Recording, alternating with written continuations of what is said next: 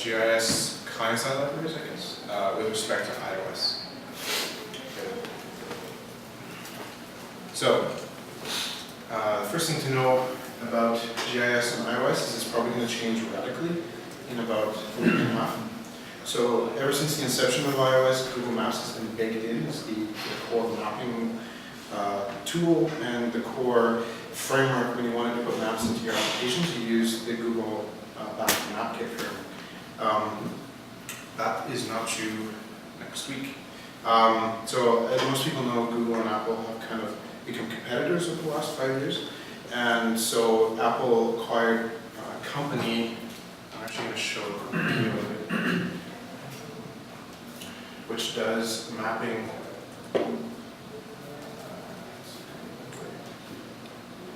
Which makes this kind of three-dimensional mapping software. And the way they create these images is combining LiDAR data with satellite photography. So using their algorithm, they can actually map the shapes and things of buildings. So it's very cool, very high-end 3D stuff.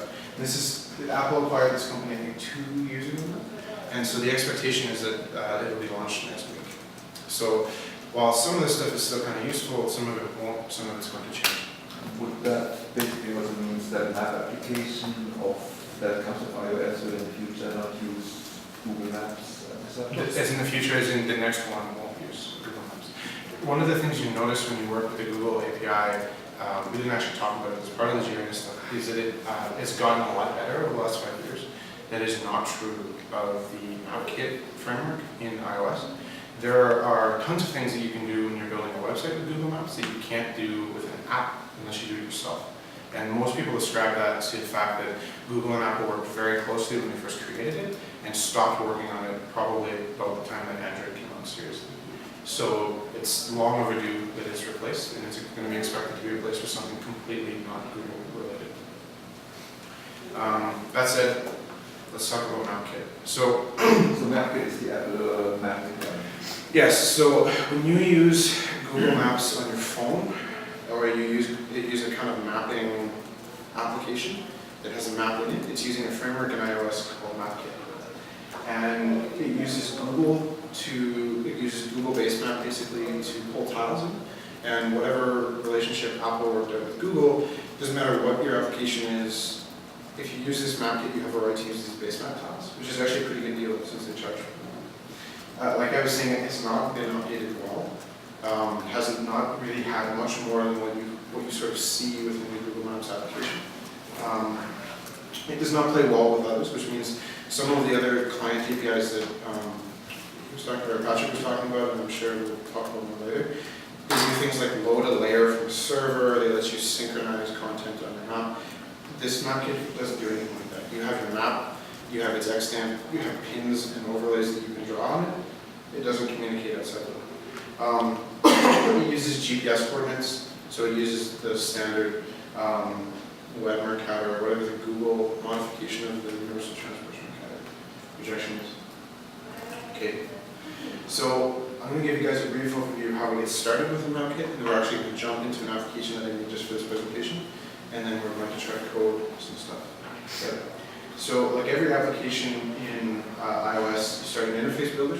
You drag MapKit view into the application. You drag whatever other views you want, and in the end, you produce something that looks like this. So let's does anyone here know Objective-C at all besides? Okay, you guys keep your mouth shut because it's. So I'm not supposed to read code? No. That's unusual. Okay, so let's run this in Simulator. We're not seeing it from Oh yeah, because it's not split. Hold on, just we'll fix that.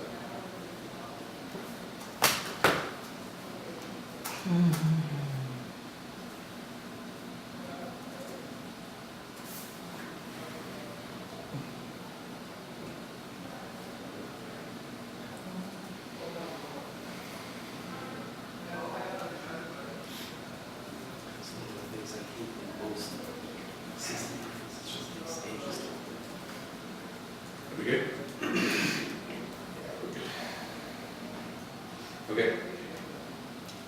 So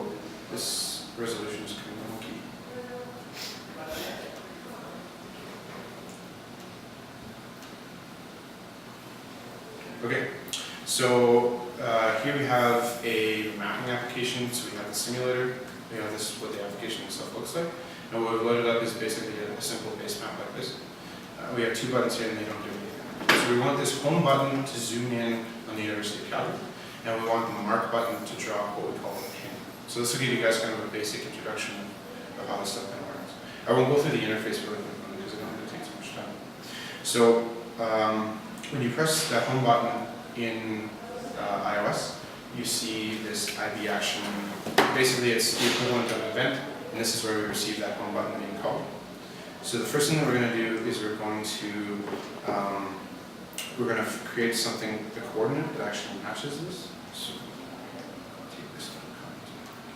So it's important to notice that this isn't an object; it's a C struct, which is a common pattern that you see in Objective-C, is the mixing of C structs with objects.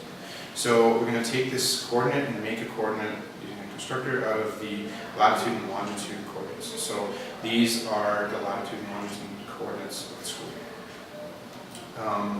Next, Allegiance then.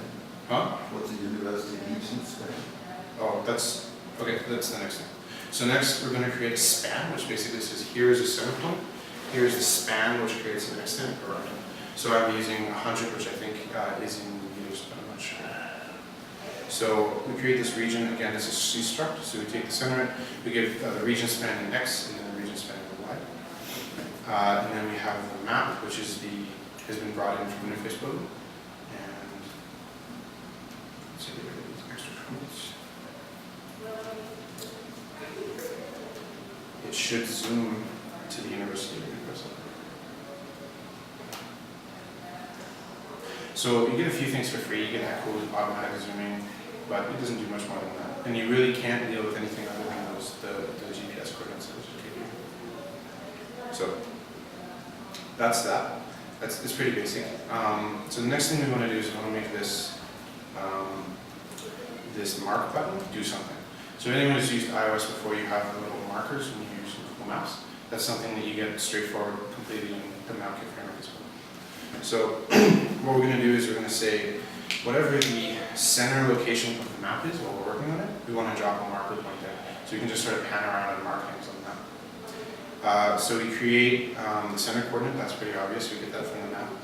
This part is kind of less obvious. One of the problems with these mapping tools is that, and with iOS, especially early iOS, is the memory constraints.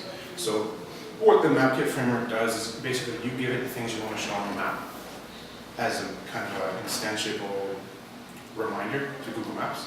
And it will request the view that you want when it needs it. So you can have a complex view that you show on the map, and then when you pan away, it will release the memory associated with that view, and it does the caching and stuff for you. So this point annotation basically represents the annotation we want to create. So we auto-released it, which is kind of memory management. We set a title called mark point, we set the coordinate to the center of the page, and then we set a subtitle, which is the date. So we create this, and we add it to the map. Now, normally you would think this would be everything, and it would add it to the map. It doesn't quite work like that. Like I was saying, because of this caching, we basically give a delegate function which MapKit will call, and MapKit will call this basically asking for the view representation of our pin whenever it needs it. And then it'll remove it, and then when we zoom back, it'll ask for it again. And this is just a strategy for memory management. So because we're using the default pin annotation view, we get it for free. We just create this pin annotation view. It has to be casted out of this EQ reusable annotation view with identifier business. This is done for each type of pin, not for each pin. If the pin doesn't exist, then we create a new one. We're going to set the color to green, and we can say it's going to animate, it's going to show a call-out window, all that good stuff. So basically, I'm going to add this to the point. It's going to get called here, it's going to create it, and then this will get called again. So essentially, it's just create like you have the geo information that is always added to the map, but at some point the GUI, the actual GUI representation, because that takes up a lot more memory, is created on the fly and requested. So what's going on here is this sort of bracket implementation is whatever, it's kind of like equivalent to an interface in Java. So this MK annotation says this thing will implement the annotation protocol. and this is a concrete instantiation of a point annotation. But this annotation doesn't represent the view. The MK annotation view does. So MapKit will call this function repeatedly for every annotation that it has, and you give the view back. We're not doing anything crazy, so we just use the default annotation view. But this is designed so that you can customize it to use different. It actually is quite ugly too. If you want to do some really crazy customizations, you have to do like image editing, like you go into the frame and draw into the frame, that kind of stuff. And that's just for memory management reasons. Okay, so zoom now. Pan around, drop a marker, touch the marker, touch the date, point, zoom around. Now if I wanted to set a breakpoint, you guys see when this gets called. It's not perfect, like if I pan away from it, it'll leave it for a few seconds. And it depends on a lot of other factors too, like the memory pressure of the app at any given time. But it will remove it and then ask for it again when I pan back to it. Okay, so that's MapKit. So again, you've noticed that we're not loading base map layers. There's just one, it's just a Google one. We're not dealing with any other kind of coordinates. We're not pulling in layers, we're not doing anything fancy. It's just very basic, and it's been very basic like this for like the last 5 years. I expect this to change dramatically when iOS 6 comes out. Okay, so let's talk a bit about ArcGIS on iOS. So, like Patrick was saying, it's really consistent with the other ArcGIS libraries, even to the point where you do things in iOS that are kind of weird, but they're consistent with ArcGIS. So basically the ArcGIS as the API is a competition for MapKit. Yes, it's an alternative to MapKit. Actually, they also offer an application from Esri you can download, and you can just directly put in the URL of the thing that you're trying to load, and it will load it, but you don't get any GUI customization. So it can deal with many different spatial reference systems instead of just one. It can do the synchronized annotations things similar to what Patrick was working on WPF. It's pretty regularly updated. It's been updated quite substantially since I worked on it, so I don't really know what's new. It does use some kind of, from the iOS perspective, kind of strange conventions, and it does work pretty well with the ArcGIS server. Do you know when it was first released? Yes, because it was right around the time that we started building Sky Hunter at that time. So I think it was a year and a half ago, maybe it was a little bit.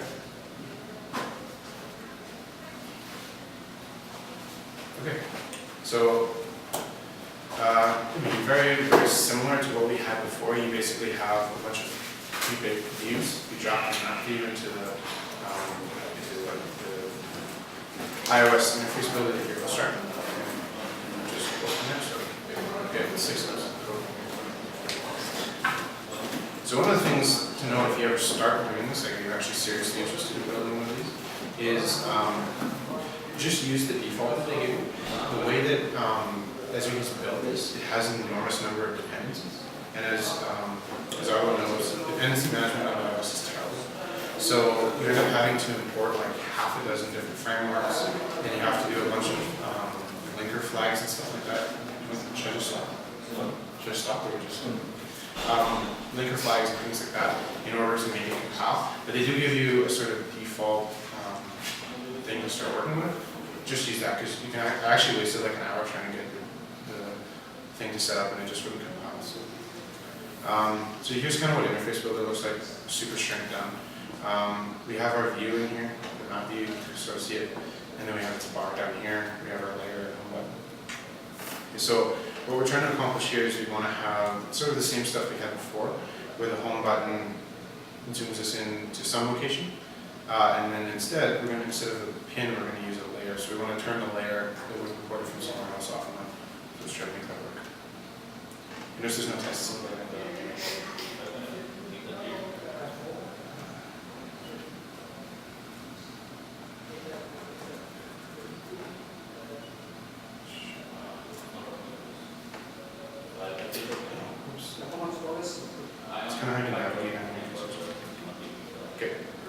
So home button pressed, which is the same functionality we were looking for before. So what we're going to do is we're going to create kind of the equivalent of the envelope or the extent that we created earlier. So in this it's called a first things first is we create this spatial reference. The spatial reference stuff isn't any different than what I was talking about earlier, except Esri uses a system where they match the spatial reference to this WKID. And there's a really nice website. I'll actually show you and we can look it up. There's a big list of coordinate systems. And so you can go through and you can see graphical coordinate system WGS 1984, which is a very Esri way of saying, for this demo, we're just going to show you GIS coordinates. So remember we talked about WGS 1984 as that reference ellipsoid? That's the reference ellipsoid for the lat longs, basically. But you can see, add 1927, some of the stuff that we talked about before, North American 1903, but you're definitely going to see a lot of like super Rare and weird, like we're the island of like Nuku'u and we have our own spatial reference system. So let's jump back in here. So nothing too fancy, we're just going to use the lat longs. Also, pro tip, if you use Google Maps and you turn on one of their extensions, you can actually get the lat long coordinates from Google Maps. It's good for you. So we create this YMin and YMax. So instead of using a span like we did before, we're actually just going to define the lower left and upper left coordinates in GPS, or in lat longs. So then we create this envelope, which is, again, I'm sure Patrick's seen this before in other frameworks. I think you guys would have seen it before too. There was an envelope tag the exact same way with YMin, YMax would And so then, and then you give the spatial reference that we've associated it with, and we just say zoom down. So we do the same thing that we did before.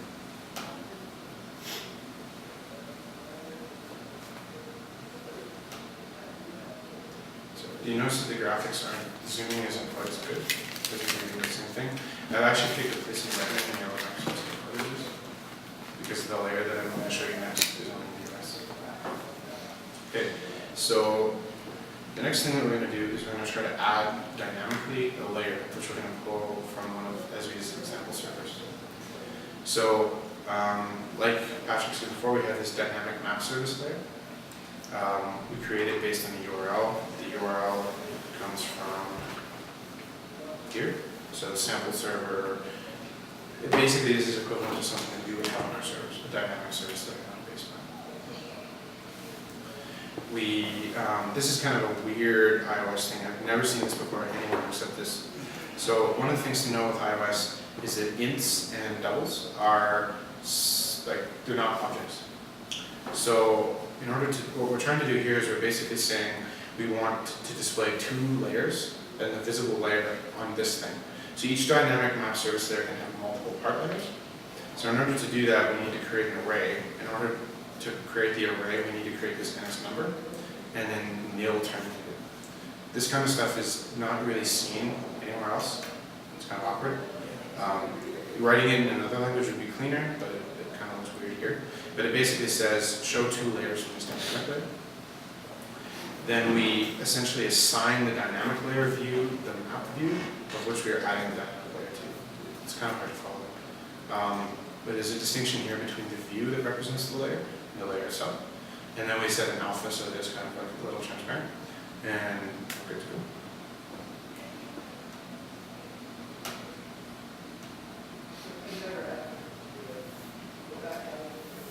So let's zoom in.